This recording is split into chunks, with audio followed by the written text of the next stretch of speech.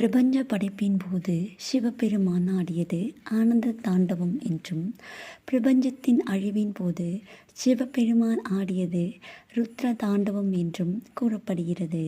இதுபோல் தியாகராஜர் 7 திருத்தலங்களில் ஆடிய 7 வித நடனங்கள் சப்த தாண்டவம் என்றும், இத்தாண்டவம் நடைபெற்ற இடங்கள் எல்லாம் சப்த விடங்க திருத்தலங்கள் என்றும் அழைக்கப்படுகின்றன. சப்த என்பது 7 என்ற பொருளையும், விடங்க என்பது ஒளியால் செதுக்கப்படாமல் என்னும் பொருளையும் தருவதாகும். அதையடுத்து ஒளியால் செதுக்கப்படாமல் சுயம்புவாக தோன்றிய மூலவரை உடைய 7 திருத்தலங்களே சப்தவிடங்க தலங்கள் ஆகும்.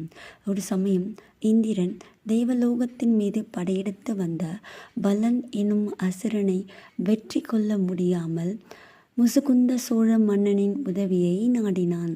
முசுகுந்தனும் அசுரனை கொன்று